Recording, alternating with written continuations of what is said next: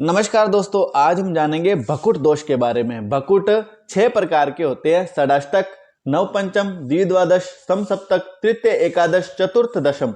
ठीक है। षडाष्टक यानी 6 और 8 का कॉम्बिनेशन जो कि अशुभ माना जाता है।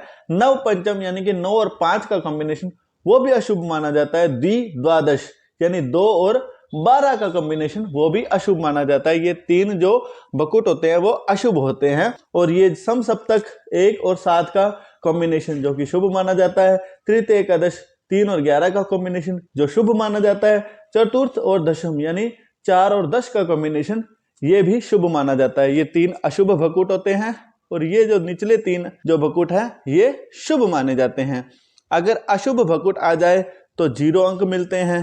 अगर ना कोई अशुभ हो और ना ही शुभ हो तो 7 अंक मिलते हैं।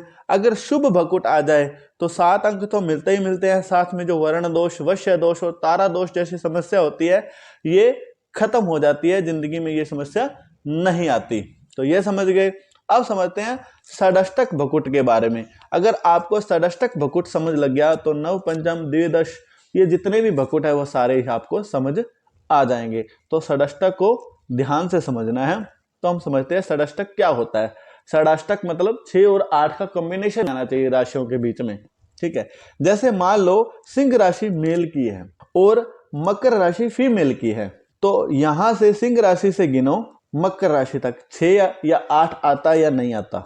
तो यहां से गिनते हैं 1 2 3 4 5 6। तो यानी मकर राशि में 6 आ गया। तो यहां से सिंह राशि तक गिनेंगे तो ऑटोमेटिक ही 8 आ जाएगा। देखो 1 2 3 4 5 6 7 8। ठीक है। तो 6 आ गया तो 8 ऑटोमेटिक आ जाता है, यानी 6 और 8 का कॉम्बिनेशन बन जाता है। और ये उल्ट भी हो सकता है। जैसे मान लो सिंह राशि का मेल था, सिंह राशि की फीमेल हो और मकर राशि का मेल हो तो भी ये 6 और 8 का कॉम्बिनेशन ही बनेगा। तो ऐसे में षडाष्टक भकुट माना जाएगा और ये अशुभ भकुट माना जाएगा। ठीक है। अगर ऐसे भी देख सकते हैं, जैसे यहां से गिने, अगर मान लो जो फीमेल है वो मीन राशि की है तो ये षडाष्टक भकुट बना या नहीं बना वो देख लेते हैं। यहां से गिनना 1 2 3 4 5 6 7 8, यानी मीन राशि 8 आ गया। तो आपको पता है यहाँ पर 8 आ गया तो ऑटोमेटिक यहाँ 6 आ जाएगा। 1 2 3 4 5 6। ठीक है। तो ये षडाष्टक योग बन गया, षडाष्टक भकुट बन गया। षडाष्टक भकुट बनने पर अशुभ योग माना जाता है, 0 अंक प्राप्त होते हैं। ठीक है। ये तो आप समझ गए, लेकिन इसके अलावा एक बात समझना बहुत जरूरी है। जैसे षडाष्टक योग में देखो, सिंह राशि का लड़का मेल हो गया और मकर राशि की लड़की फीमेल हो गई। ठीक है। अब इनका स्वामी देखो, सिंह राशि का स्वामी कौन सा होता है? सूर्य होता है। हम बहुत आगे आ चुके हैं, ये आपको पता होना चाहिए भी सिंह राशि का स्वामी सूर्य होता है। ठीक है। सिंह राशि का स्वामी सूर्य हो गया और मकर राशि का स्वामी शनि हो गया।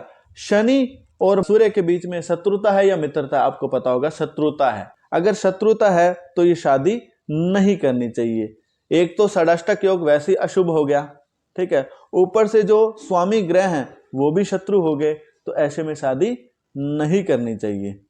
लेकिन अगर राशि स्वामी मित्र है, जैसे मान लो सिंह राशि का मेल हो गया और मीन राशि की फीमेल हो गई, तो मीन राशि के फीमेल में भी षडाष्टक योग तो बन रहा है, ये 6 और 8 का कॉम्बिनेशन तो बन रहा है। ठीक है। षडाष्टक भकुट भी हो गया, लेकिन इनके जो स्वामी ग्रह हैं वो मित्र है। सिंह राशि का स्वामी हो गया सूर्य, मीन राशि का स्वामी हो गया गुरु। गुरु और सूर्य आपस में शत्रु नहीं है। ठीक है। ये मित्र है, तो मित्र है तो ऐसे में शादी की जा सकती है। तो ये समझना पड़ेगा, यहां से आप समझो। यानी कि अशुभ भकुट आ जाए और प्लस मित्र ग्रह हो और प्लस 18 गुण हो तो शादी की जा सकती है। ठीक है। यानी कि षडाष्टक भकुट आ गया जो अशुभ है, लेकिन ग्रह जो स्वामी है, यानी कि इनके जो स्वामी ग्रह है वो मित्र है, और जो गुण है यानी कुंडली में जो 18 गुण से कम हो तो शादी नहीं करनी चाहिए। आपको पता है 18 गुण से ज्यादा है और प्लस जो भकुट दोष है वो मित्र ग्रह के बीच में बन रहा है, यानी स्वामी ग्रह मित्र है प्लस 18 गुण है, तो इस अशुभ भकुट का कोई मायने नहीं रह जाता। ऐसे में शादी की जा सकती है। ठीक है। ये समझ लग गया। अब समझते हैं शुभ भकुट हो, यानी अगर इनमें भी ये भकुट भी बन सकते हैं, यानी सेम भकुट है, षडाष्टक जैसे भकुट बना है वैसे ही नव पंचम बनता है। जैसे 9 और 5 का कॉम्बिनेशन बन जाए। ठीक है। मेष राशि का लड़का और धनु राशि की लड़की होगी तो ये 9 और 5 का योग बन गया, ऐसे में अशुभ हो जाता है। सम सप्तक यानी कि मेष राशि का लड़का हो गया, ठीक है, तुला राशि की लड़की होगी तो ये सम सप्तक आ गया, यानी कि ये शुभ भकुट आ गया, ठीक है। तो ऐसा शुभ भकुट आ जाए तो 7 अंक मन जाते हैं, साथ में ये जो वर्ण दोष, वश्य दोष और तारा दोष जैसी समस्या नहीं आती, ठीक है। तो कहने का मतलब ये सारी चीज आपको समझ लगी होगी। षष्टक अगर समझ लग गया तो नव पंचम द्विदश सम सप्तक ये जितने भी बकुट है ये सारा आपको समझ लग गया होगा, क्योंकि ये कॉम्बिनेशन बन जाए तो वो ही बकुट बन जाता है। लेकिन समझने वाली बात क्या है, अगर अशुभ बकुट हो और जो जिनके बीच में बकुट बना है, जिन राशियों का कॉम्बिनेशन बना है, वो कॉम्बिनेशन जो राशि है उनके स्वामी ग्रह जो है वो अगर मित्र है और प्लस 18 गुण बन रहे हैं, कुंडली में 18 गुण से ज्यादा बन रहे हैं, तो शादी की जा सकती है, चाहे अशुभ बकुट ही क्यों ना हो, ठीक है।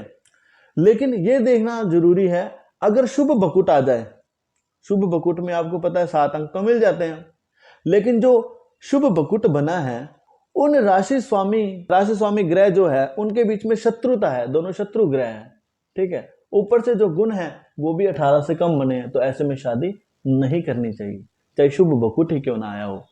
और तीसरा ये देखना जरूरी है, शुभ बकुट है और ग्रह जो है आपस में शत्रु है, स्वामी ग्रह जो है बकुट के आपस में शत्रु है, पर जो गुण है वो 18 से ज्यादा है, तो ऐसे में अब शादी करें या ना करें, ऐसे में शादी की जा सकती है, लेकिन आपको शत्रु ग्रह के उपाय करने होंगे, ठीक है। समझ लगी? कहने का मतलब अगर तो अशुभ बकुट आए लेकिन उनके जो राशि स्वामी है जिनमें कॉम्बिनेशन बना है वो मित्र ग्रह है और प्लस 18 गुण से ज्यादा है, तो शादी की जा सकती है, चाहे अशुभ बकुट ही क्यों ना आया हो। लेकिन अगर शुभ बकुट है और जो ग्रह आपस में शत्रु ग्रह हैं और 18 से नीचे गुण है, तो ऐसे में शादी नहीं करनी चाहिए। और अगर शुभ बकुट है और शत्रु ग्रह है और 18 से ज्यादा गुण है, यानी शुभ भी हो गया 18 से ज्यादा गुण भी हो गए, ठीक है, ये तो अच्छा हो रहा है, लेकिन शत्रु ग्रह काम खराब कर रहे हैं, तो शत्रु ग्रह के उपाय कर लेने चाहिए और शत्रु ग्रह के उपाय करके शादी की जा सकती है। लेकिन 18 से नीचे गुण नहीं होने चाहिए और शत्रु ग्रह नहीं होने चाहिए, यानी दो चीजें खराब नहीं होना चाहिए। यहां पर देखो एक चीज खराब है, दोनों चीज अच्छी है। यहां पर क्या है, दो चीज खराब है लेकिन एक चीज अच्छी है, और यहां पर दो चीज अच्छी है, ठीक है, एक ही चीज खराब है। तो अगर एक चीज खराब हो तो उपाय करके शादी की जा सकती है, लेकिन दो चीज खराब हो, शत्रु ग्रह भी हो, 18 से गुण नीचे भी हो, तो शादी नहीं करनी चाहिए। तो मुझे उम्मीद है आपको ये सारा चैप्टर समझ लग गया होगा। तो आज के लिए बस इतना ही, तब तक के लिए जय श्री राम जी।